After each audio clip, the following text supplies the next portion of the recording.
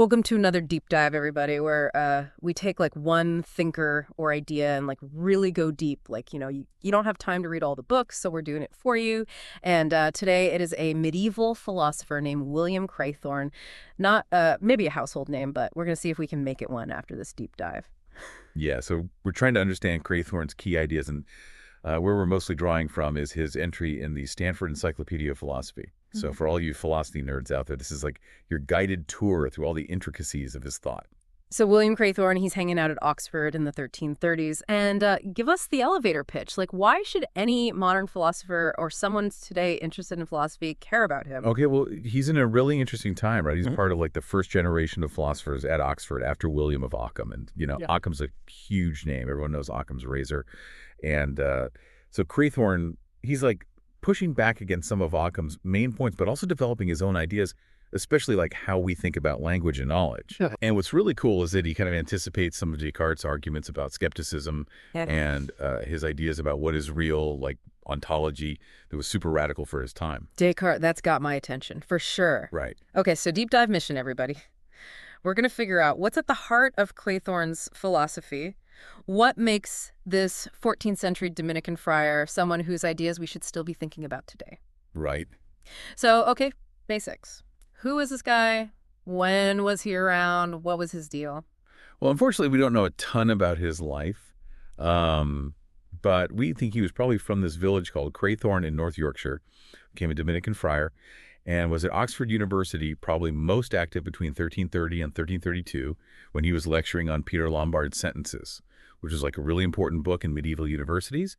And we know this because in his writing, he mentions this solar eclipse, and we know that eclipse happened on July 16, 1330. So it kind of ties his philosophy to a real historical event. That is a cool detail. Yeah. Like, I can just picture him, looking up at the sky. Okay, so we also know he was around the same time as another Dominican scholar named Robert Holcott, who mentions Crathorn in his own works. So clearly they were both lecturing around the same time, talking about the same kind of big ideas. And besides those lectures on the sentences, he also lectured on the Bible. And there's even this manuscript in Vienna that might have some of his quadlibetal questions, like those public debates they used to have on all sorts of philosophical and theological topics. But it seems like most of that stuff overlaps with his main work, those questions on the sentences, right? That's right.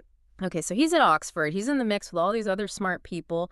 Now, you mentioned he was pushing back against Occam. So where does he fit in with the other big thinkers of the time? Well, his commentary on the sentences is like a gold mine for figuring out the intellectual world back then, because he really defines his own position by taking on these big debates, and especially by like going after other people's ideas. Yeah. And like we said, William of Ockham was like his main target. The Stanford Encyclopedia actually calls him Crathorn's favorite target. I love that. But it wasn't just Occam.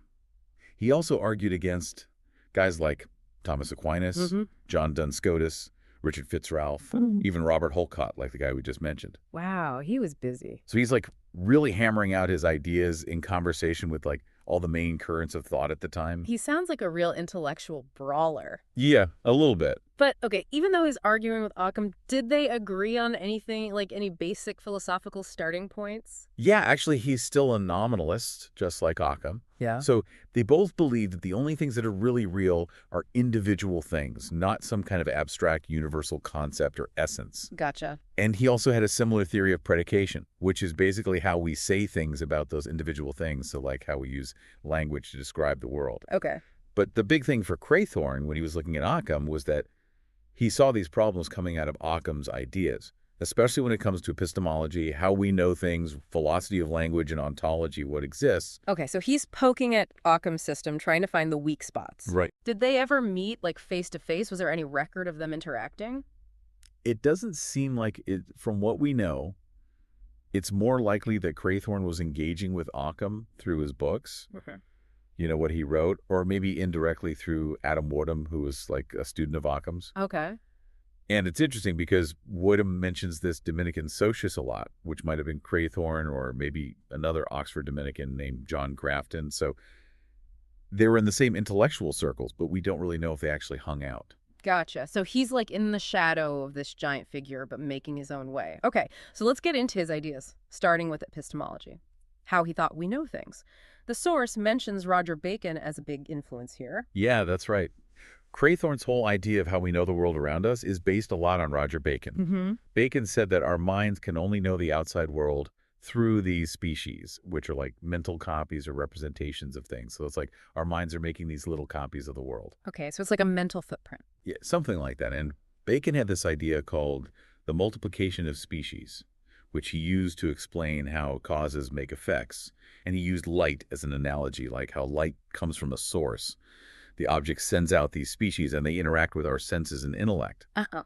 But here's the key difference. Crathorn agreed with the basics, that we can't just directly access stuff out there in the world. It's all through these mental representations. But he went a step further and said that those species are actually made of the same stuff, both when they're outside the mind and when they're inside our minds. Wait, so those mental copies are literally made of the same stuff as the real things? What does that mean for what we can know? Well, for Crathorn, the big thing is that all these species in our minds, they have to be qualities because there's no way that an actual substance or quantity could exist physically inside our soul. So our concepts, those are the species, and the species can only be qualities, which means all our concepts are just these qualities in our minds, and these qualities, they're the same kind of qualities as the ones outside our minds. They just exist subjectively in our minds, basically located in the brain somewhere. Okay, so when I'm looking at something red, there's literally like a redness in my brain. Exactly. Okay. He even defines cognition as the idea or verbum of the thing. And that idea is the quality that exists subjectively or subjective existence in the mind or in some part of the brain. And for him, sensing, imagining, thinking, it's all the same basic process. It's just different parts of the soul getting and using the species. Okay. And he even maps this onto how people thought the brain worked back then, saying there are 3 lobes, one for imagination, one for thinking and reasoning, and one for memory. Wow. So he's really tying this to the physical brain, pretty advanced for the 14th century. Yeah. Okay, so this seems like it would change how we think about certainty, like what we can really know for sure. Totally. So if we can only get to things through these mental species, then even what Occam called intuitive cognition, like directly knowing something, that doesn't mean the thing actually exists outside our minds. Right. Yeah. And he also said that just understanding the words in a proposition, even if it seems obvious, isn't enough to be certain, because language is just a convention. We might know what the words mean, but not really know the true nature of the things they refer to. Yeah. So he redefines evident cognition to just mean clear and obvious cognition, which isn't as strict as Occam's definition. Yeah, okay. And here's where things get really interesting. He says that when we think about a white thing, our minds actually become white. What? Because he's super strict about the similarity between the species and the thing it represents. Mm-hmm. He says mental concepts can only resemble qualities, not the substances themselves. Like if a concept could be a substance, then thinking about a substance would tune our minds into that substance. Right. And the same goes for quantity. If we thought about infinity, our minds would become infinite, which obviously is impossible. So basically he's saying we're limited to these natural concepts of qualities, and when we think about them, they become qualities of our soul.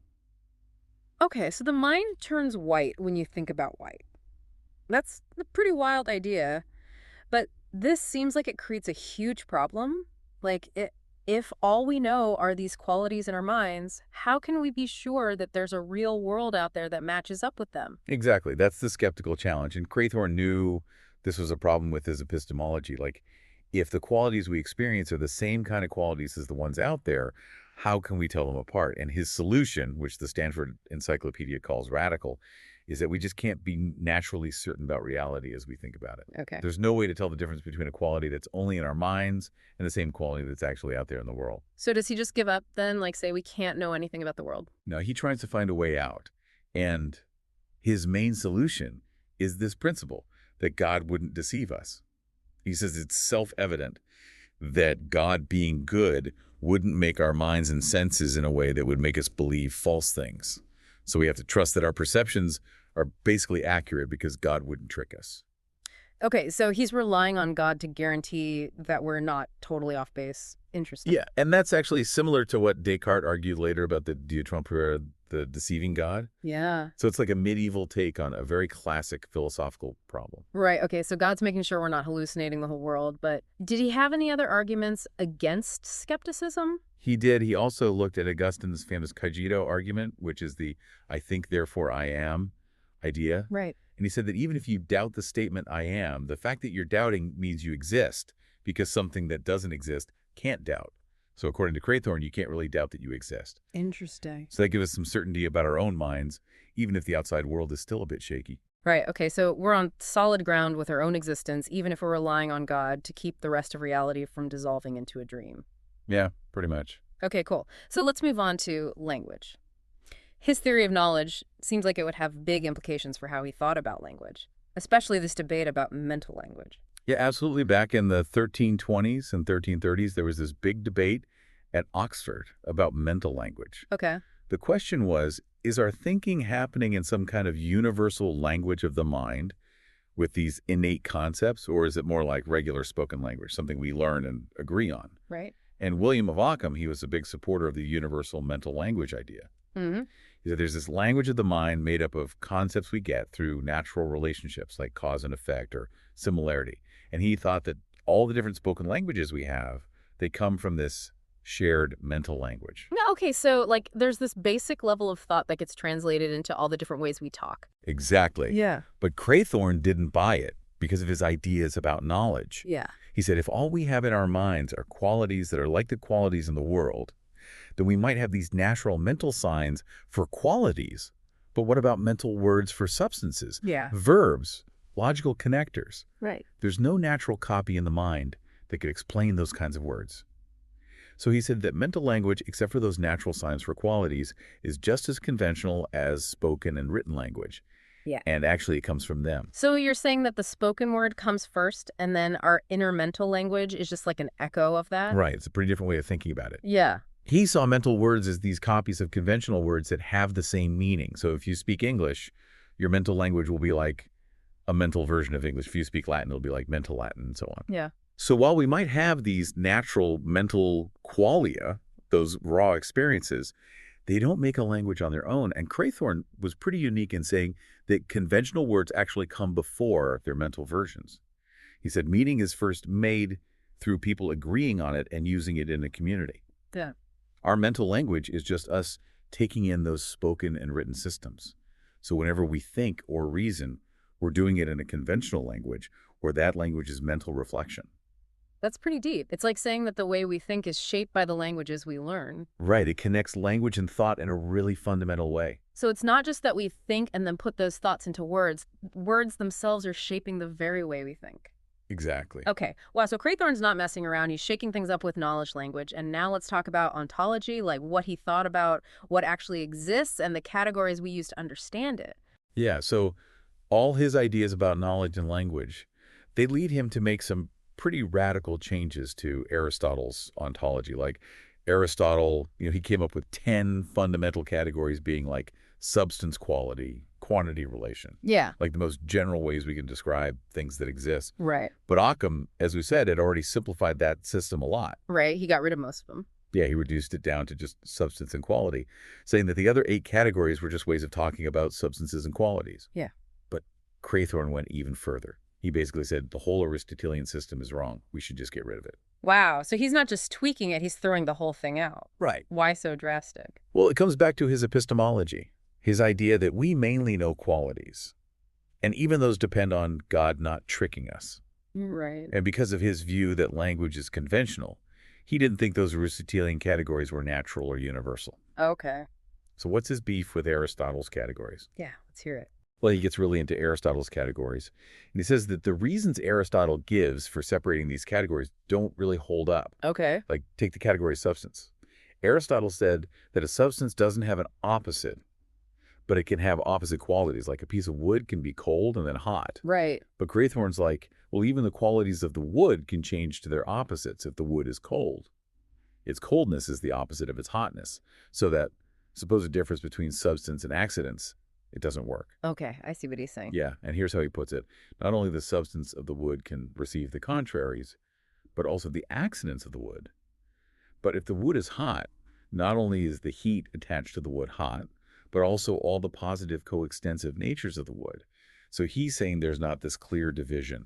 I see. Yeah, it's tricky. And he also argued that the same thing can be both a substance and an accident, depending on how it relates to other things, like water could be a substance. But it's also the opposite of fire, which is maybe also a substance. So his conclusion is super radical. He says the same thing could be a substance, a quality, a quantity, a relation, whatever, depending on how you're looking at it. That's like blowing up the whole system. Yeah, it makes reality a lot more fluid. Right.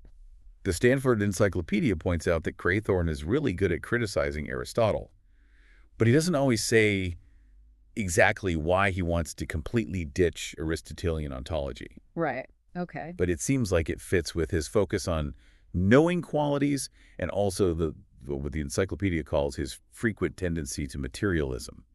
And this leads us to his ideas about atomism. Wait, atomism in the 14th century? That's not what I usually think of when I think about medieval philosophy. Yeah, it might seem surprising, but there was this revival of atomism in the later Middle Ages.